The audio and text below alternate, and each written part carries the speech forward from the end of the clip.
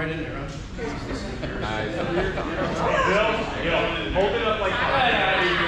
Hey, anyway, before I start, I gotta tell you, I've been retired for a year after spending 35 years around people, some of whom I didn't necessarily want to be around. And I get here and somebody throws a microphone in front of me, we're in trouble. And I've been having trouble walking around the house just talking to myself for years, and now I get a chance to. So anyway, I'm going to tell you my life story while I'm up here. Just in time for my life story. But I'm Bill White, I'm Aaron's father, and the lady, the beautiful and ageless lady who is sitting next to me is Barbara.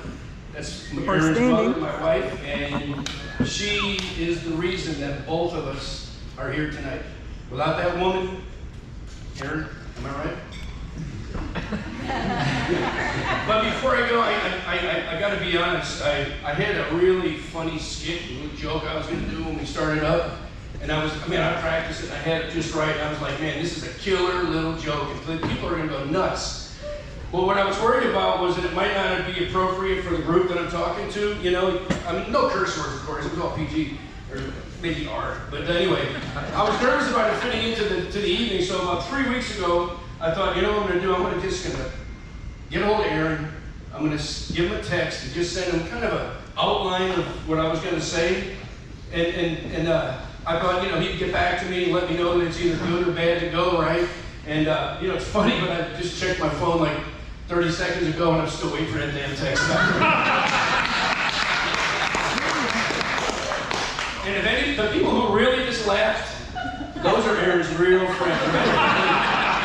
I get texts sometimes from Aaron and the text says no. And I got to go back through all the texts I sent him for the last 6 months trying to figure out which one to say no. And hopefully I got the right one.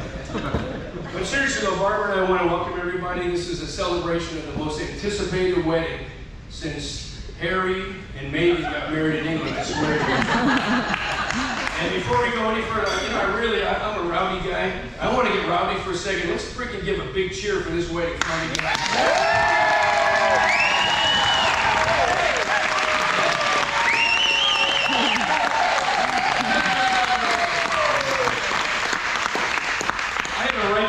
Down because if I didn't, I know I would get too choked up to finish it, so I'm going to glance back and forth. I don't have my teleprompter with me tonight, but I'm the proud father of 2 great sons. But tonight, we're here to celebrate the marriage of my baby boy, Aaron, and Marissa. And this is going to be a lot tougher with Aaron sitting there than it was when I was doing it at home. I'm at a loss for words, honestly, to try to sum up my feelings for the man that Aaron has become. About 2 or 3 weeks ago, Aaron accused me of becoming sentimental in my old age. And I thought to myself, I can't get sentimental when my younger baby son is getting married. There's something wrong with me, so I'm going to let it all hang out there. But Aaron is a better version of me in every way.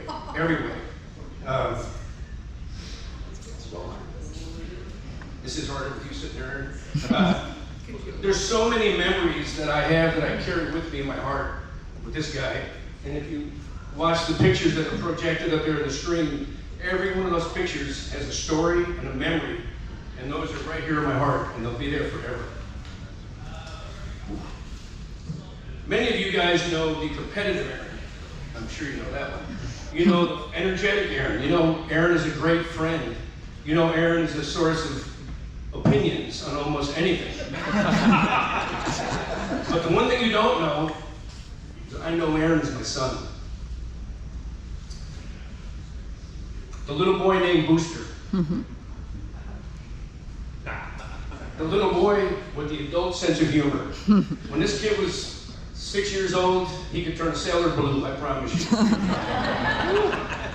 When he was a young kid, I was his hero. And to this day, every day I wake up, and my goal is to try to live up to that role of being your hero. He was my sidekick, and I was his sidekick. We did a lot of crazy things together, the two of us. He's a dedicated friend, and I'm sure he's going to be a dedicated husband and mate for Marissa. I'm sure of it. There's one constant, Aaron, in my life. I've always been proud to be your father. The second part. I met Marissa for the first time in Dallas when she and Aaron were dating. Aaron arranged a dinner for us to go to eat together. Of course, that's a high-pressure situation, right? I'm meeting Marissa, she's meeting me. God knows what she thinks of me or knows about me. First thing I noticed when she walked in the room is her beautiful face. I mean, she's a rare beauty. Second thing I noticed was the smile. And then after that, the energy, that great positive energy that she puts out. It's unbelievable. But then I came to notice one other thing about Marissa that has since then become like, it's our thing, I think, and it's the hand gestures. and not many of you are laughing right now because you don't. The next couple of days when you have a conversation with Marissa, watch your hands. I'm just saying, there's some crazy stuff going on with her. After a few minutes of sitting at Aaron's house, it was like Aaron wasn't even there anymore. It was Marissa and I sharing stories and joking. It was like we were old friends. I mean, honestly, it was almost immediate, even in a high-pressure situation like that. And I think what I would say about Marissa is to meet Marissa is to know her, but to know you is to love you. We truly feel like we've inherited a daughter, and you can see all these rowdy guys around here. A lot of these guys are around my house for the last 20 years or so, and Barbara's been surrounded by nothing but guys for all these years, and now she has 2 wonderful daughters, and I think she's never been happier. Tomorrow is a wedding celebration, but marriage starts on Sunday, and marriage is not a celebration. Marriage is something that you do.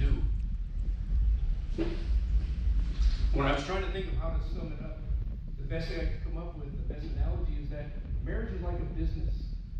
And you two, Aaron and Marissa, you're the sole owners of this business. And you have to make it succeed together. It takes teamwork. Everybody, when they have anniversaries in the restaurant business, you know, I can't tell you how many anniversaries we celebrate. I always ask, what's your secret? And I've heard some funny stories. I've heard some cockamamie stories, which is crazy.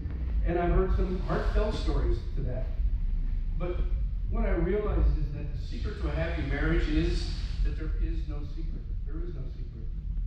And if I try to distill it to the 2 most important things, to me, it's communication and putting your spouse first. Always put your spouse first. Always. And communicate. When I say communicate, I mean frequently and honestly. Communicate. You can't hold back. You gotta express what you're thinking. I know you can do it. But I'll tell you this, Aaron, your job is to make Marissa happy. Your job is to keep Marissa happy. And I'm going to tell you this, we all measure successes with cars and houses.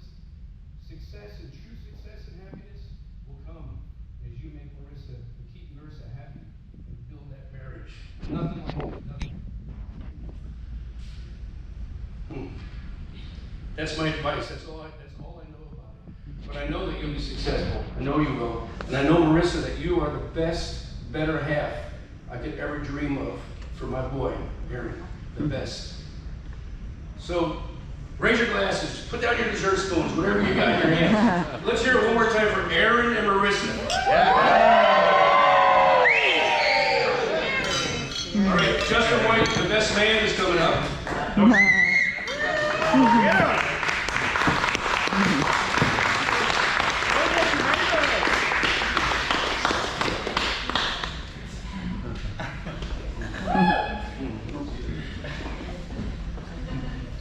Hello.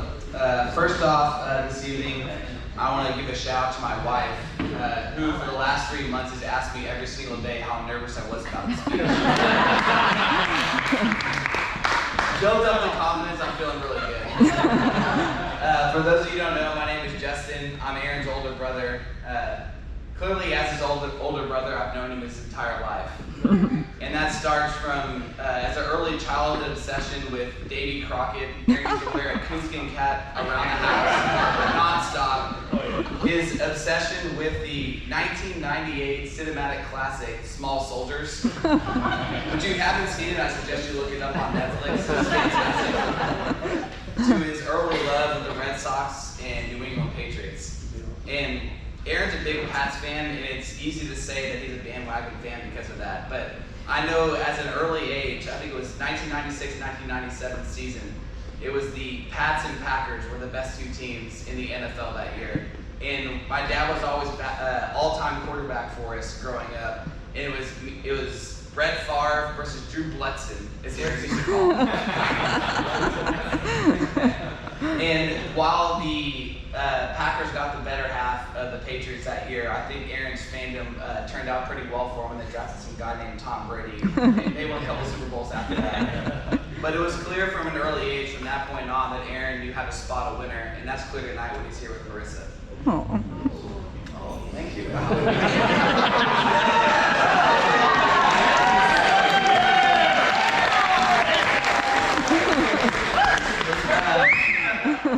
That worked better than I thought it would. I only said this speech to myself, so I didn't know how to probably